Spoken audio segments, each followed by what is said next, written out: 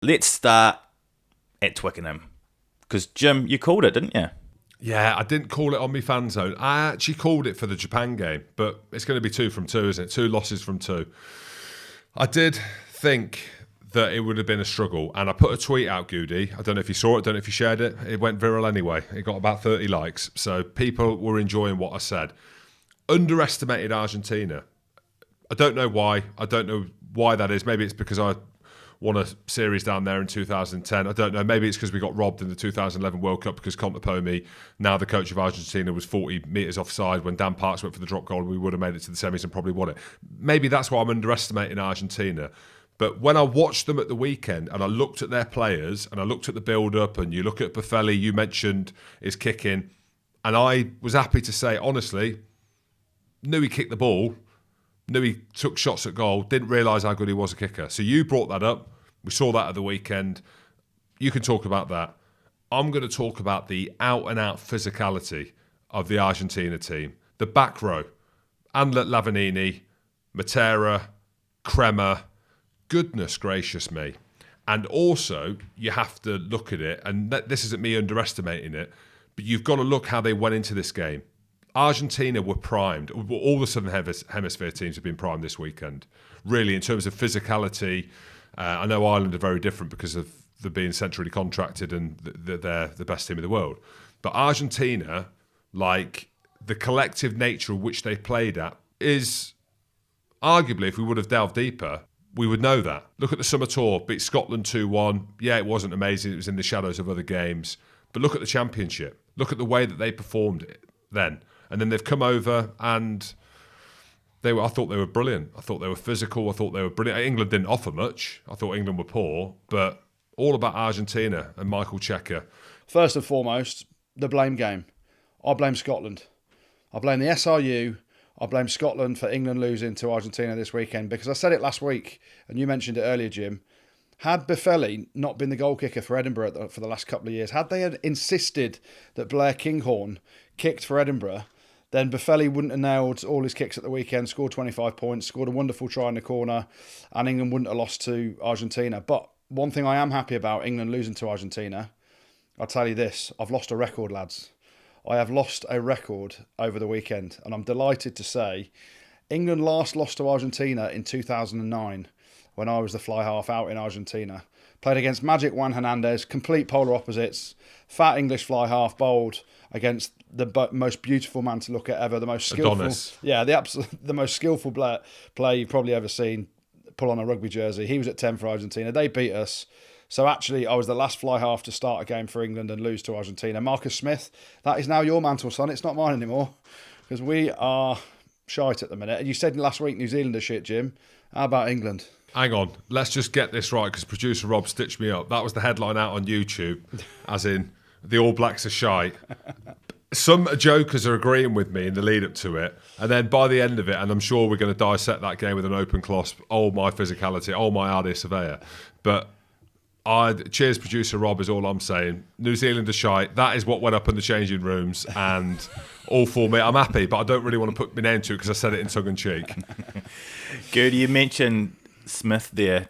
What do you make of Smith and Farrell? Started together 5 times now. Is it worth sticking with them? It ain't working, Goody. Mate, come on. It ain't, No, is it? I'll be honest, and this is my thing. So, Eddie Jones has made a thing of he wants Farrell at 12, he wants Marcus Smith at 10, and he wants Manu Tuolangi at 13.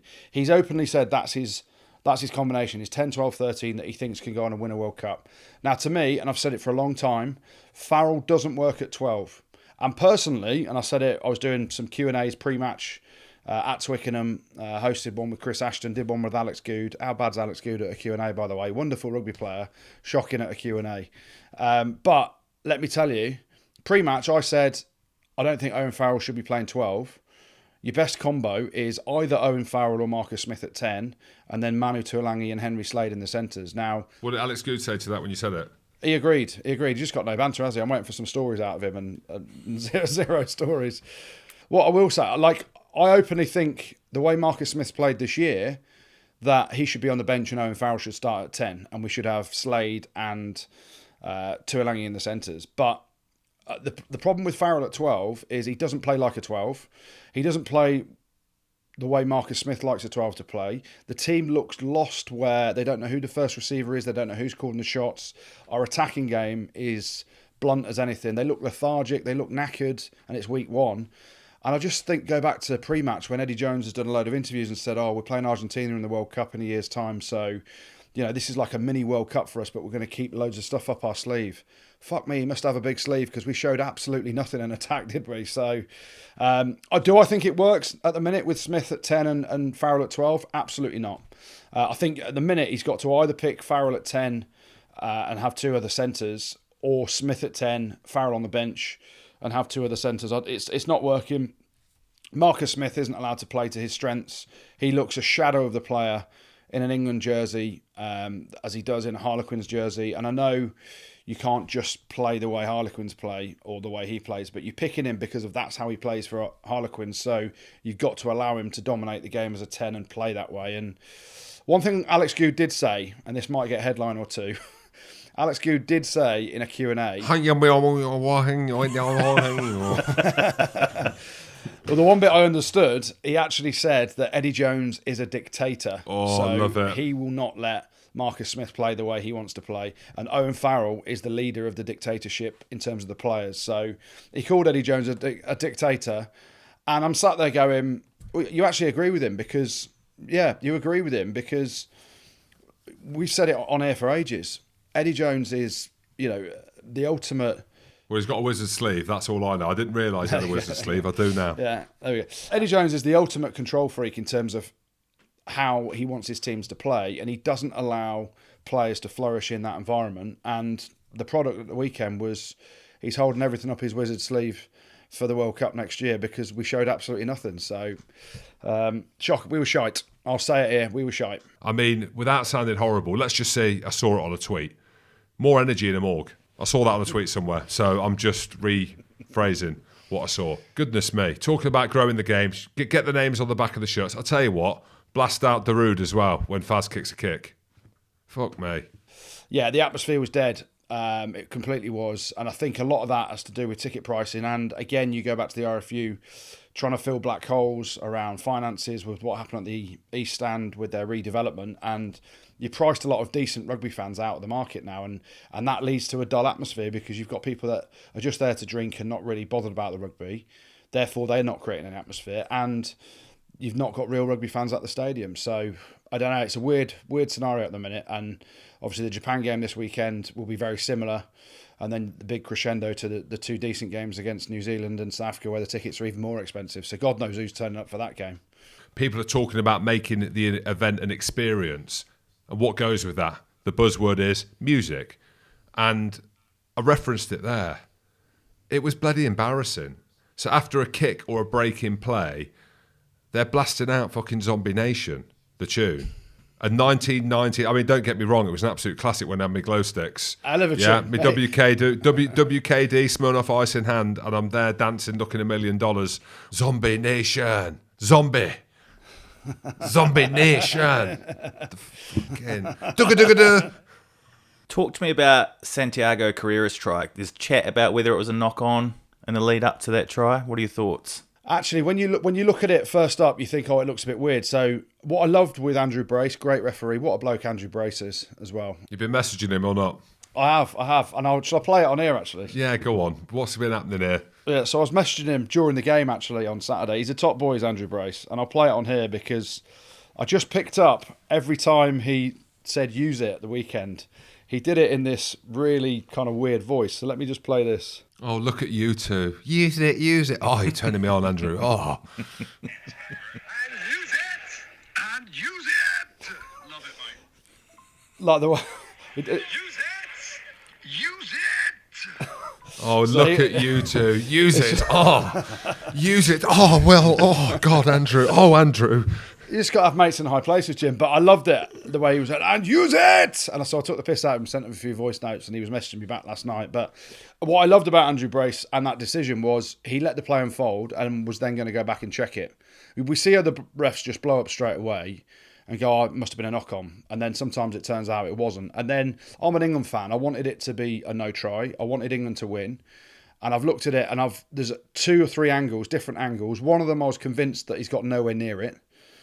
and not touched it at all. One of them you see a slight ball deviation, but you don't actually see like a bend of the fingers or it touching the fingers. So it's a presumption. So actually, when the question is, you need to show me something that's clear and obvious that it's a knock on, you can't do it, can you? So it has to be a try. So there's England fans going, oh, it was definitely a knock on, deviation of the ball. But, you know, sometimes when they slow it down and you see like the fingers bend as it touches the ball, you don't see any of that. So I think it was the right decision to give the try off the basis of the framework of what referees have to go by. I like the way he said play on because he knew, I think he felt there was going to be a try and to come back to it and check it. And ultimately it was a try in the end, and unfortunately Argentina get the win. If England lose 3 out of 4, or even 4 this autumn, Goody, do you think anything will happen with Eddie Jones? Should he walk, or does it make any difference whatsoever? Yeah, it makes absolutely no difference. Again, we've been over this conversation, you know, as much as I think it should make a difference, there's no one at the RFU. Bill Sweeney talks about being the CEO. He's got no rugby sort of acumen. He's a very good businessman, etc., but he's all about commercial, Bill is. He's all about the knowledge of growing the game, shirts on back, Darude, Zombie Nation. Shirts on back. Of course, you've got to have your Backs shirt on shirt. back. It don't really matter, mate. You can have names on feet and shirts on back, mate. It don't really matter. It matters of nothing. It's the same thing. Yeah, but we've had this conversation, haven't we? There's no way the RFU are sacking him pre-World Cup now, even if we lost 4 from 4, and then maybe if we got the wooden spoon in the Six Nations. I don't know. Again, the RFU have backed themselves into a corner completely with Eddie Jones and the power that he's got. We're sticking with him till the World Cup. The one thing that needs to change, I think, is he's come out and the RFU have come out and said we want the next coach to be able to work with Eddie Jones at the World Cup in 12 months' time and all that stuff. So Steve Borthwick's obviously probably getting the job, isn't he? But yeah, they've backed themselves into a corner. I cannot see how they can get out of it now if results go played for, lost for. I said in the summer, if England lost the series to Australia 3-0, then they could keep Eddie over in Australia and it's a conversation. But we win that series. So I just don't think the RFU have got the testicles to do it effectively. And it also depends what their expectation is as well. Like I mentioned Argentina, how good they are before we started talking about it. They also beat Australia, who we now know are a very good team. They nearly beat France at the weekend. Yeah. They're no mugs. It depends what the expectation of the powers that be are. Do you know what I mean? If it is all about the World Cup, maybe Eddie Jones has said, look, it's all about the World Cup. I need to look at players. I need to stick with Smith, Farrell, Tuolangi, like that 10, 12, 13. I need to look at Joe Thokonasinger on the wing. He's not even been playing well for Bath. He played well at the weekend. But it's like, maybe this is part of the grand plan. And we've seen it with the very best teams in the world. They work in cycles and it is all about the World Cup. Are England good enough? And it's a rhetorical question. Are they good enough and do they have enough behind them in terms of the backing of the powers that be for Eddie Jones? Because it is all about winning the World Cup. Because if it isn't, say they go to the World Cup, right, and they don't make it out their group, and then you look back at what's gone before, you're like, Jesus Christ, what the hell? We finished 3rd, effectively 4th. We finished 5th in the Six Nations, back-to-back losses against Scotland. Well, actually, they're going to lose 3 times in a row. So 3 losses against Scotland on the bounce, a home loss against Argentina. Italy nearly beat them. Ireland absolutely hammered them. Like, you go back through the archives and look, I mean, I don't know, maybe they're giving him time. Maybe they are. Maybe this is part of the grand plan. But I just reiterate, Argentina, goodness me, we've got them last game of the Autumn Nation series. They are proper good. Pod. Rugby pod.